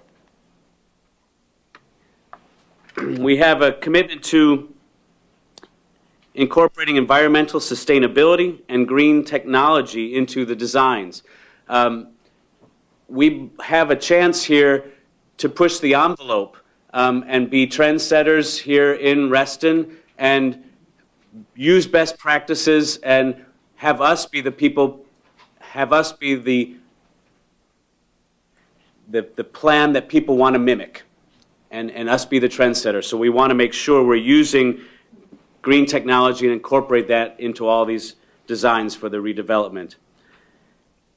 Finally, we want to achieve high-quality design and architecture, including best practices in stormwater management, which is so important to us with the stream restorations and the lakes that we enjoy so much here in Reston, and noise attenuation. when Terry and Jerry describe the amount of development and the amount of people that will be joining us in our community, noise attenuation, especially during development, could be very important. So with that, I'll turn it over. I really have little to add. I think we all recognize the importance of the environment. It's one of the key elements of Reston, and anything that we can do, anything that to preserve the good things we have in the way of environment, such as mature trees, anything we can assure that the new things that come here are the highest environmental standards, LEED, whatever, the better off as a community we're going to be over the long term. Just one more comment. Andy said we want to be the trendsetters. RA has been the trendsetter. Look at our stream restoration project. The Reston Association developed a project a number of years ago where streams, if streams were harmed elsewhere within Virginia, developers had to put a certain amount of money into the pot to build up a stream somewhere else. RA took advantage of that, grabbed that money, and have a plan and have followed a plan to put about $7 million of work within the Reston community and in our streams. They have been the trendsetter, and that's why we want them to continue to be that trendsetter with regard to protecting our environment. Terry? Just one more follow-up comment. I would say, in terms of the various sections of this that we're looking at, the environmental standards and planning that's in the draft plan are among the better sections of the report. What we're looking for is incremental improvements around the edges in terms of the community perspective, just because it's so important to us. So I think that the section is sound, and what we need to do is just tweak it. Agreed. Thank you. The next theme is a fun one. And it is mobility. And Terry, you're online in just a second. Okay. We believe the people of Reston must have reasonable cross-community driving, biking, and walking conditions, especially during peak periods, both within and near the Phase 1 area. The following are crucial to maintain a balance between land use and transportation. 1, road, bicycle, pedestrian, and transit improvements. 2, transportation demand management measures. And 3, adherence to the preferred development scenario mix of uses and maximum level of development. Terry, would you like to add to that? What can I say? Rather than try to tackle all that, I've decided to focus on the roadways, and in particular focus on what has been identified as the Reston's gateway intersections by the county's Department of Transportation. And before I go any further, I want to say that the Department of Transportation has done an absolutely excellent job of providing an analyses, multiple analyses of what things are and what things could be under the various scenarios. The basic problem is we don't like the results, which show a lot of congestion, okay? I mean, straightforward about that. But the key place is these, don't worry about the one on the far left, that's over in Centerville. But basically the 6 intersections that you see there are Sunset Hills and Sunrise Valley's intersections with the Fairfax County Parkway, Reston Parkway, and Wheatley Avenue. So that's what I'm going to spend my time, a little bit of time talking about. And what we see as we look at the future is that more than 40% of the traffic that uses these gateway intersections will be through traffic. That is, people during peak periods, actually overall, but during peak periods. So people who live in South Reston that want to take their kid to the soccer practice up in North Reston will have to go through these intersections that I just cited, plus the 2 exit and entry ramps on the Dulles Toll Road. And what we see, and this just shows the percentages as they've been calculated by the Department of Transportation for the 2 peak periods. And what we're looking at, and I'm going to stand up for this, and I'll bring this magic mic along. What we're looking at is a very bad situation. Unfortunately, I couldn't find exactly comparable periods. I've got hours for the current period, and the future is looking at the peak period, which will be 3 or 4 hours depending on where you are. But let's look over here at Wheatley Avenue in the evening. What it's saying now is that takes 5 minutes, that's 302 seconds, to get through those two intersections, not any other intersections, on average, during the peak hour. You'll experience that same sensation for 3 or 4 hours, 20 or 30 years from now, if we do not mitigate much more than is currently planned, the conditions there. The rest of these reflect that same thing, and in fact, from a peak period to a peak hour, you're probably jumping this by 50%. So instead of 5 minutes here, you're going up to 7 or 8 minutes, and over here you're going to 9 minutes during the peak hour, which would be directly comparable to 3 minutes and 12 seconds in that case. The point is, we really have a serious situation that we need to address as we go forward and through various mitigation measures. I think that's pretty much covered. Sorry, that's to go a distance of like 100 yards. 200. A lot of people have asked about level of service. It's a report card. The key thing is everything we just showed you is down here at F. And we want to get the proposal is for a network, which means within the TOD area, level of service of E, but it's not clear just exactly what that means, whether that's the corner of Isaac Newton North and Isaac Newton West, or whether it really deals with these gateway intersections. So we want to make sure that these gateway intersections achieve that standard. Jerry, you want to add anything? If you think traffic's going to get better within our future, it's not. But we need to do everything we can to mitigate the impacts of future growth and development, and providing that infrastructure that's needed to mitigate it is so very important in our future. Andy? I think these gentlemen talked about car traffic well. I just add to it that we want to make sure that we see everything in the plan, and that we're an RA working with the development community, the county, and RA, that we want to ensure that pedestrian access into and through the corridor, bicycle access, public transportation, anything we can do to encourage that all of us Restonians who need to get around Reston can do it with the car as last resort. And so that we can let the others who are coming in to enjoy our community use their cars, but we don't necessarily need to do it. So that is a goal as well. And again, that's just to ensure that we are mitigating some of these issues that Terry highlighted. I'd just like to follow up on the bike part of this. Actually, the county is about in the process to adopt a policy vis-a-vis bike standards, both in terms of pathways and in terms of bike lanes on roads and the rest of that sort of thing.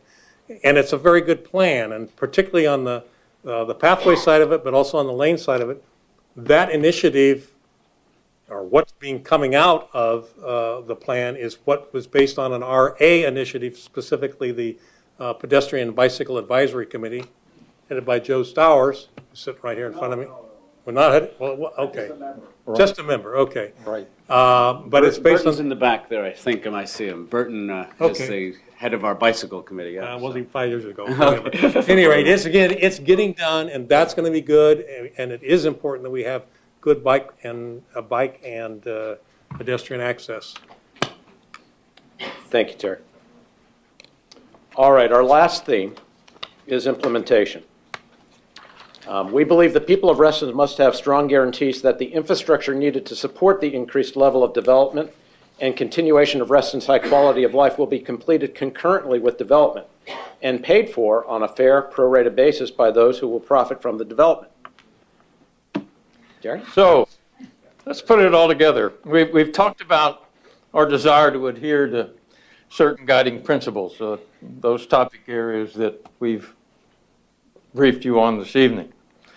So how do we make sure that the goals we've discussed this evening and those shown here are implemented? We believe that the answer is the same answer that has guided us in the building of one of the most successful planned communities in the world. And let me mention just a couple. Reston has always been characterized by its community involvement and the establishment from its very beginning of the processes, such as I've listed, that ensure that involvement, continued input, oversight, and enforcement are provided. And finally, let me add one more aspect that I believe is just as critical, and that is to achieve our vision will require a true mutual trust among community organizations, developers, and Fairfax County. And let me focus on a few aspects that I believe are important. A lot of people accuse others of being in the pockets of the developers. To be honest with you, that's exactly where I want to be, in the pockets of developers. Neither RCA, RA, ARCH have the funds, have the fiscal resources to achieve the vision and to fund the infrastructure that we've put forth in our comprehensive plan. Developers in the county want and need our future commercial and residential development to be successful. They've learned the lessons, and we've learned the lessons of Tyson's Corner. Tyson's Corner has had a very dysfunctional community, and now they're trying to back up and add residential to it to make it functional. We have a very functional community, and we need to do everything that we can to not make it dysfunctional.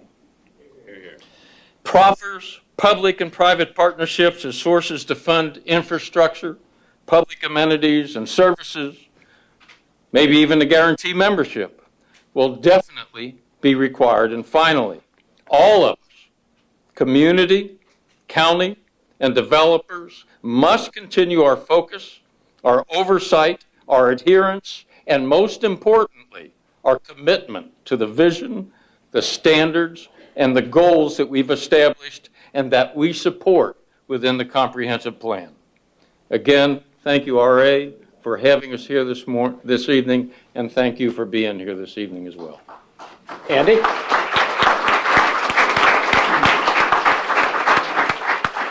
I guess just to tag on quickly to what Jerry said, when I read the plan, it is please take the time to read it. It's a long document, but it's a very well-written document and getting better with each revision. But I get excited about what the vision is and what's there. And I know that as this goes on for the next decades, that we will create something wonderful in that corridor. At the same time, I do have some concerns, as Jerry described, about as we walk that journey. And how do we ensure that the infrastructure gets there in time to support some of the development that's going on at the right times? And so, again, it's going to be key, even in the next 5 years, when we're the terminus of the Silver Line, to ensure that we're focusing on some of those tactical improvements that will make sure that our lives and our quality of life stays as high as it is. And, again, it's not anything to do within the plan. It's really the implementation guidelines of how we walk the journey of getting to that plan and getting it established. Thanks. Brief comment. 4 years ago, a person in the Reston 2020 group, not me, wrote a paper called Planning Without Implementation is Empty. And that remains our concern at this point in time, that we have a lot of what we want to try to do, but not a map to get us there. And we need to know who's going to do what, how they're going to do it, when they're going to do it, and where they're going to do it before we really have something that we can characterize as a complete plan. We're not going to get there in this document, and I hate to think of the implementation group like the Tyson's implementation group that went on for 18 months after it was done to try to figure out how the answers to those questions. Two key areas are financing. How do we get the $1 billion plus of funds, whether it's proffers or taxes or whatever, to put that infrastructure in that we're going to need? And secondarily, or not secondarily, but second, phasing. How do we balance the residential growth with the commercial growth? How do we balance the infrastructure with both of those as we go through the next 20 years? Those are big issues that are left unanswered in this. And I will say also thank you, Ken, for hosting this meeting this evening. And You're here. Thank everyone for coming. Thank you.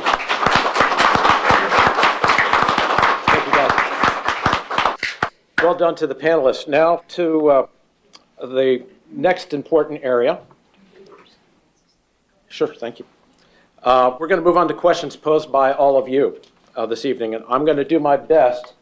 And I am so pleased. If you know one thing, my mantra since I joined the board almost 4 years ago was getting involved.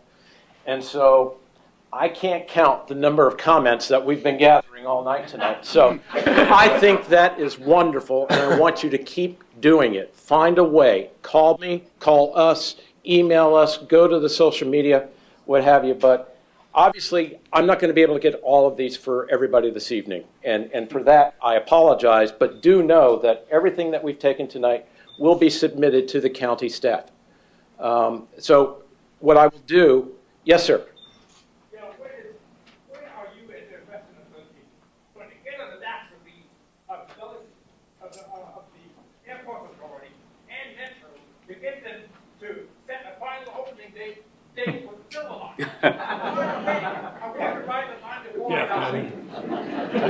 Yeah, Patty. Yeah. That's your question, Patty. Yeah. Andy, you wanted to? January, you heard it here first, folks. Yes. For the benefit of those that wrote the questions, well, certainly, that's a very good question. And that's one of the reasons why we're doing forums like this. We're trying to get your involvement, your concerns to folks like ourselves, to your community representatives, what have you. It's a good point, but I have many to go through, so bear with me. So I think many of the answers you might be hearing tonight might come back towards helping you out a little bit. But I'm going to do my best to go through some of these randomly. And as I've been looking at them, some of them deal with the same topics. But one that that comes up a lot about is mobility. And so let me ask this question. Will the Fairfax commuter service in Reston be expanded? Some trips in Reston now take up to 40 minutes. So maybe there's a little bit of discussion around the Reston connector.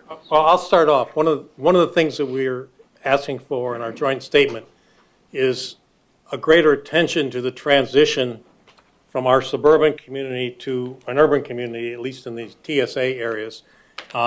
This is new to the county as well as to us. They're starting to work through the problems of providing the intensity and regularity and reliability of service in Tyson's. We're going to have to work through that same thing. It's a little bit hard to say now that we'll need a particular route 20 years from now with the bus coming every 5 minutes. But we do want the plan to be more aggressive in asserting that the county's thinking that way. One other point, getting from your neighborhoods to the transit station, getting from your work environment to the transit station, back to your neighborhoods, back from your work environment is so very key and critical to the success of all of this. And so that, and a lot of ideas are floating around about not only bus transportation, but other ideas as well. So because that's essential and because it's key, I think everybody, Fairfax County and others, are going to be focusing on that to make sure, if they don't get that, what's going to pay the daily operational cost of Metrorail's ridership? If they don't make that successful so that they get people to and from their work environment, to and from their homes, then they're not going to get the ridership that they need in order to pay the daily operational cost of Metrorail. So that's key, it's important, and it's got to be provided. Why is it so late coming?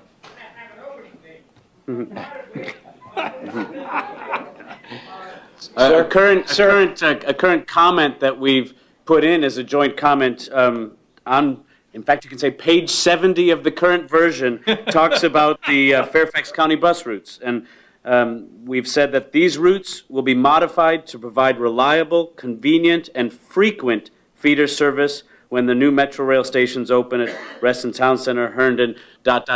So we are looking at it. Again, we are trying to work with the county to work on the text to make sure that we're addressing those bus needs. Another question, and I'll stick to mobility just a couple more times, but many are dealing with the balance issue. And so this is a good point that I think is summarized by many of the others that I've gone through here very quickly.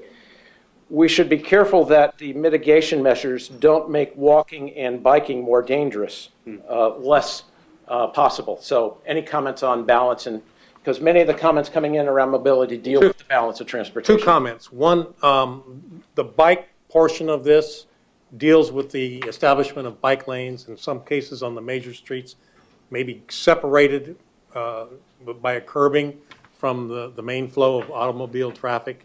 In terms of pedestrian, we want to make sure that there are at least some grade-separated crossings around the key, basically those gateway intersections that I showed you, because that's where most of the traffic and pedestrians are going to be at the same time. There are concerns about cost for those. There's a concern that they won't be used. But if your choice is getting only halfway across the street, you probably will use the grade-separated crossing.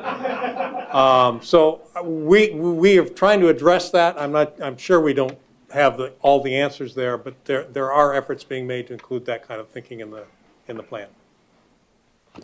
Anybody else? I guess also just as we talk a lot with the county and the text about the urban design standards and the urban model of, narrower streets, and other things that will make pedestrian mobility in those areas much easier than trying to cross wide suburban type of streets. And there's a lot of text in there about how to make sure that occurs to make it safer for us as pedestrians in those areas.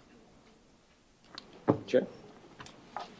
All right. Another one is more on the land use. What guided the setting of the TSA outer boundaries when they meet the surrounding areas? That's a good topic because I think we hit that a little earlier in terms of how the map is organized.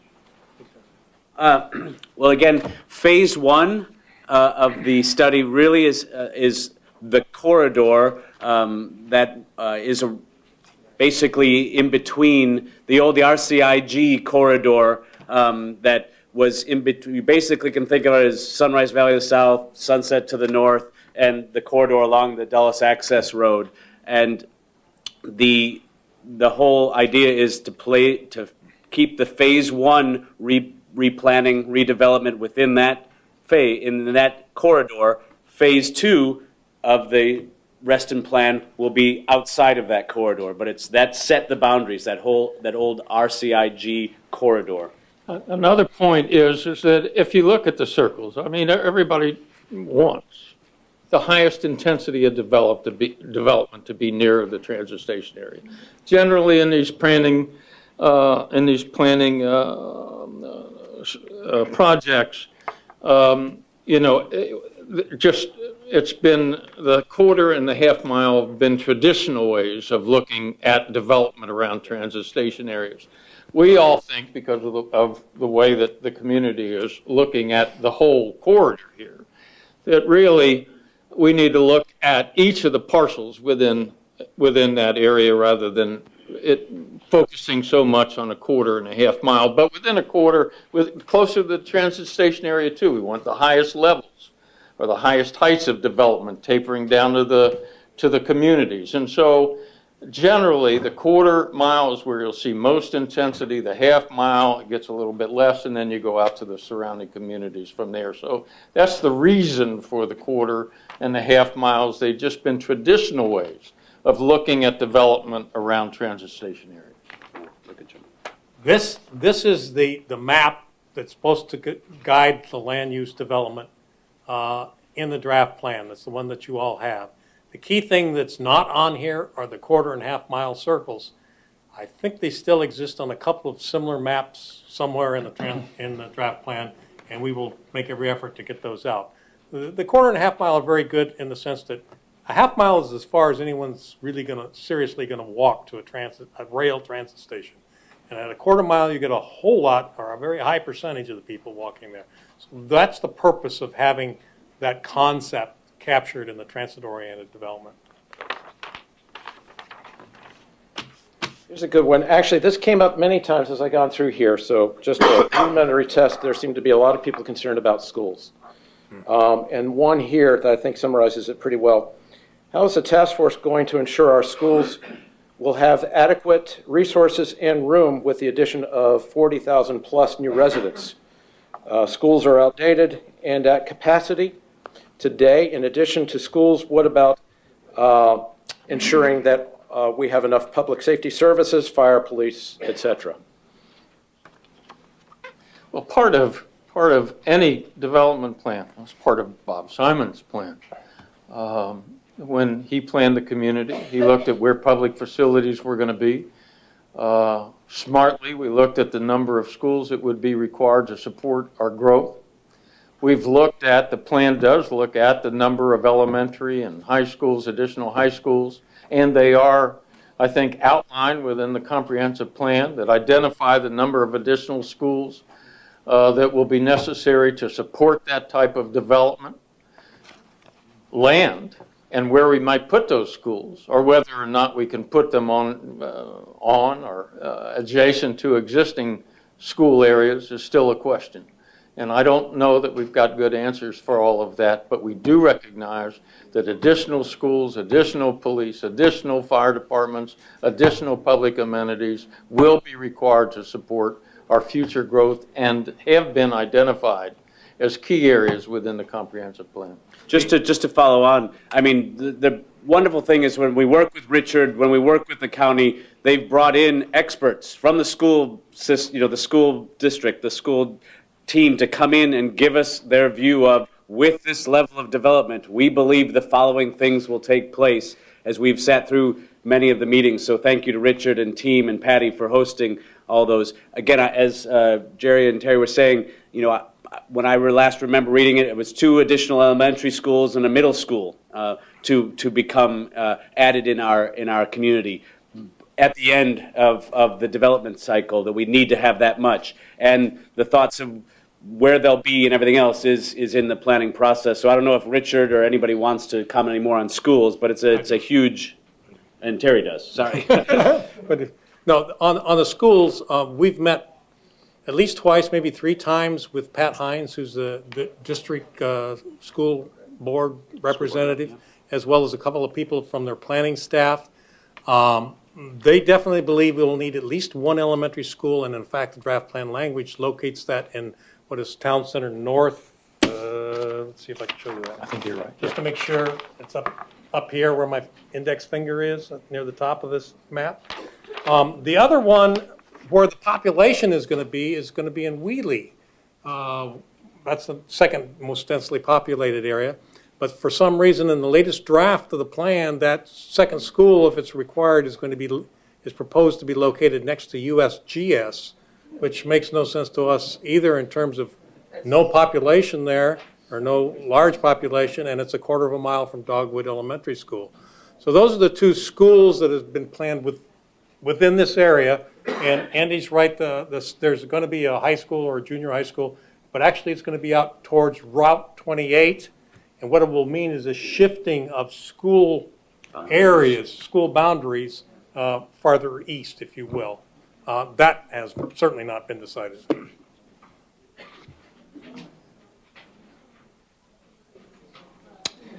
One question I had, and I think it's appropriate, as some of these people might be reading the plan for the first time, and I think I lost it, but I can, here it is. Flexibility, 4 to 1, jobs to households, question mark. Does this mean that each 1,200 square foot house has 1 to 2 residents holding down 4 jobs? Or some of the jobs for people outside the corridor? If the latter, how far will they walk? I think it's a good question because we are going to see a lot of terms like that, so maybe there's a little help there around that. Yeah, those have been proven to be, in past developments, guidelines for successful developments. But the key in all of this, whether it's, Fred, please correct me if I'm wrong. Let me give you an idea. It's hard for us to visualize. We pass out numbers like 27 million square feet of commercial space, 26 million square feet of residential space. What's that look like? Anybody got any idea? How big is the Accenture building? Anybody got any idea how many square feet the Accenture building is? The Accenture building has 1.8 million square feet of commercial space. So if you take 26 million and 27 million square feet of additional development, residential and commercial development in our community, and you divide those by 1.8, you get 29 new Accenture buildings of development, residential and commercial development within the Reston community. Now, it's not all going to be 20 stories high. It's not all going to be 23 stories high. But if you take the number of residents, and we said about 20 residential units, 22,000 residential units, and you multiply that by about 1,200 square feet, you get about 26 million square feet of residential development. So that's the kind of development. I wanted just to give you an idea, and that's the only way I can visualize, of what our future residential and commercial development, the possibilities for that much residential and commercial development might look like in our future. In terms of the term, no, you will not have to have 4 jobs. I'll start there. What there is a lot of commuting going both inward to the additional office space that will be created and other kinds of work that will be created in Reston, as well as a lot of people in Reston commuting via Metro Rail to jobs elsewhere. Tyson's being the obvious example. And the goal is to make this as car independent as possible, and by focusing both the jobs and the residents around these station areas. Now, that 4-to-1 is a space gross. That's jobs to household, right? Yes, jobs to households ratio. And that's one way to look at it that works out decently in terms of the balance. A perfect mathematical one is less than 2-to-1, but we're now at 14-to-1 in terms of jobs to housing ratios in the corridor. Right. Jobs to housing ratios in the corridor. And if we can get to 4-to-1 in 20 to 25 years, we're doing a very good job. After that, we'll worry about getting it down further to 2-to-1 or whatever. And the 1-to-1 is just square footage ratio, square footage of residential to commercial. And our plan's got, like I said, about 27 million square feet of commercial development and about 26 million square feet of residential development. So those are, again, just guidelines for successful development within our community. Again, one thing, just again, it all hinges on mix. We talk about mix and, how much commercial space will be put in, how much residential space, how much retail, how much hotel. And again, it all goes back to mix, to try and keep the right balance of jobs, people commuting to and from their jobs, to households, people living and then in that community. So again, a lot of the text talks about how do we keep the mix correct for transportation reasons, for quality of life reasons within our community. Let's keep the mix similar. And that's a lot of what's in the text that you'll read.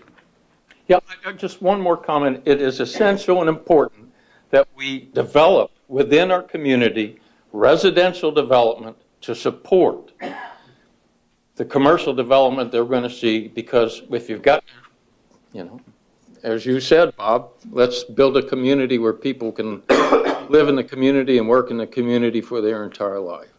And that helps also to mitigate people coming to and from outside, to and from our Reston community. It helps mitigate the traffic congestion that we might see if we have the residential component within our community to support that commercial growth. I'm gonna try 2 more quick ones, and we'll throw this randomly in here. Nothing up my sleeve.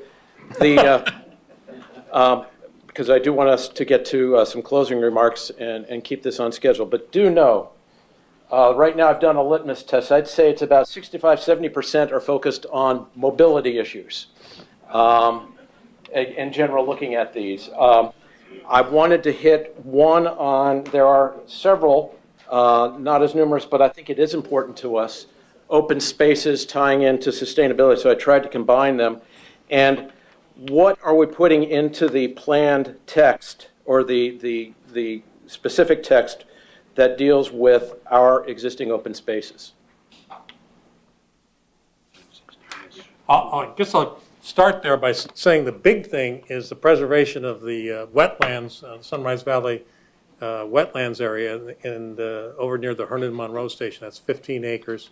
There's nothing, in fact, one of the words that we want to put in there, it's more specifically dealing with trees, is protect. It's not about replacing trees and that sort of thing, but to protect, protect and preserve. It sounds like a police slogan, doesn't it? Protect and preserve the natural areas that we have. As Andy has said early on, none of this plan goes outside of the areas that are on that map. So what we need to protect, focus on in this particular case is what's inside that area. There's those wetlands that I've mentioned, and RA has identified to the parks people and others some specific areas of mature trees and natural growth and whatnot that we'd like to preserve as well within the TSA areas. One comment. This is why it's so important a new development within the Reston corridor come under the Reston Association. The Reston Association, if that happens, those developers have to deed their properties to the Reston Association.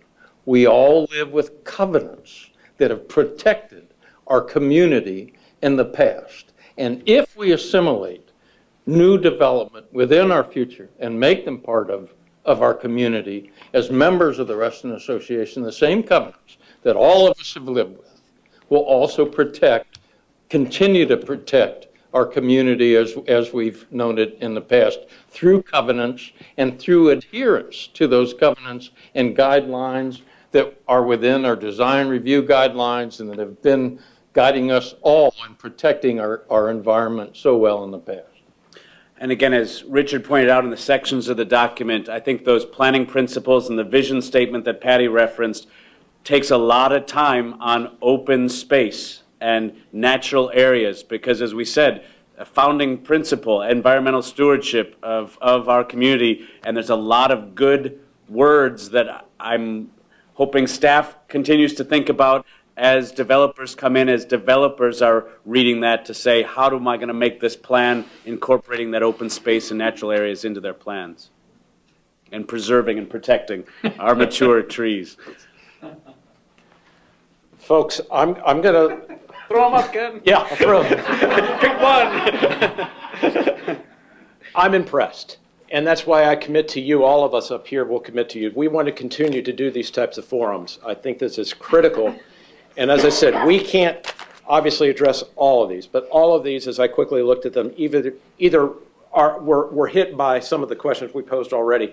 But as I said earlier, we will be making sure that all of these questions get submitted, and we'll do our best to summarize them and make sure. But in that regard, we'll make sure to continue a two-way dialogue. We'll work on that. Stay tuned. We'll work on the best way to continue to get the kind of feedback that we're getting here tonight. And I have one last question, but it leads very well to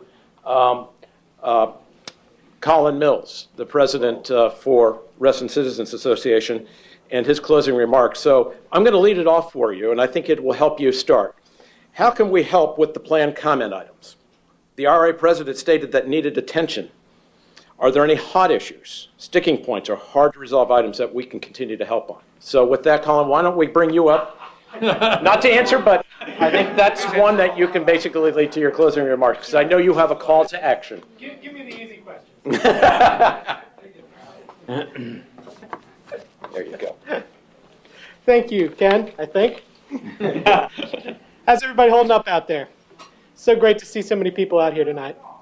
Now, anybody who knows me, me too. Anybody who knows me knows that my favorite thing about meetings is adjourning them. So that's why they brought me up here to do the closing tonight. I hope that everybody here, you leave here with a better idea of what the county and the task force have been up to for the last 4 years. And I hope that you have a sense of what's in the comprehensive plan and some of the ways that we think it could be made even better. But most of all, I know we've thrown a lot of numbers and statistics and charts at you tonight, but I hope that you come away with an understanding about why all of this matters. Well, first of all, it's our Reston, right? We love Reston, don't we? Hey, here! We do. The decisions that we're making now, these are going to set the ground rules for development here in Reston for the next 40 or 50 years. We are creating the Reston right now that our children and grandchildren are going to live in. So we're trying to balance the ability for Reston to grow and remain vital with the timeless values that we've always held dear as a community. This process brings a tremendous opportunity and a tremendous risk. If we get this right, we'll succeed at updating Bob Simon's vision for our community and bringing us forward to maintain our thriving community in the future. If we get it wrong, we risk losing the qualities and the balance that set us apart from other places. The language in the comprehensive plan has real consequences for our traffic, our open spaces, our environment, our recreational amenities, and our quality of life, as I hope we've made clear tonight. So, now that you know what's going on, how can you get involved? What are the hot issues? I think we've hit on the ones that we think are hot with the panel discussion tonight, the things that we think are most important. And even though we're near the end of this process, I hope. Right, Patty? Yeah. There are still opportunities for you to get out there and make your voice heard. Well, first off, if you want to learn more about the task force and the comprehensive plan, a couple of folks mentioned it. Supervisor Hudgens is going to be holding a meeting next Tuesday, the 22nd, 7 p.m. at South Lakes. So I encourage all of you to attend if you can. And if you're ready to speak out on these issues that matter to our community, come to the next task force meeting. That's going to be on October 29th, right back here at RA, 7 o'clock. Now, members of the public are allowed to speak at this meeting, so please come and bring your comments. The folks in the task force, we're used to hearing the same old voices, and it would be great to see and hear from some new faces. Once the task force approves the comprehensive plan, it's going to go before the Planning Commission and then ultimately before the Board of Supervisors. Now, we don't know quite yet when that's going to happen. We're expecting that's going to go before the Planning Commission in November and the Board of Supervisors in December. But keep an eye on our websites, all of our websites. They're in your handout, and we'll let you know when that's going to happen. And if you left your email tonight when you signed in, we'll make sure we send out an e-blast when the dates for the Planning Commission hearing and the Board of Supervisors hearing are set, because we need a big turnout of Restonians who care about our community and our future. So in addition to those public speaking opportunities, you can also email your thoughts to the task force and to Supervisor Hudgens. Those email addresses are in your handout right here toward the bottom. It's number 4 on the call to action. Now, whether you like what's in the comp plan or you don't, we need to hear what you have to say. You've obviously spoken a lot tonight. We need to hear more. As Ken mentioned, we'll be collecting up the comments that you left tonight, and we'll be passing them on to the task force and the county so that they can hear what our citizens have to say. I want to thank our special guests, Patty Nickerson, chair of the task force, and Fred Selden and Richard Lambert from the Department of Planning and Zoning for filling the citizens in on what the task force is doing. And I want to thank Andy, Terry, and Jerry. It'd be so much easier if your name was Larry, Andy. For their thoughtful presentations. And thanks to you, Ken, for keeping this train running on time. This train at least runs on time. We'll see about the silver one. And thanks to all of you for coming out tonight. It's really wonderful to see so many faces out here. The fact that you're here shows how much you care about our community and our future. I hope to see all of you right back here on the 29th at the task force meeting. So, good night, everybody. Thank you.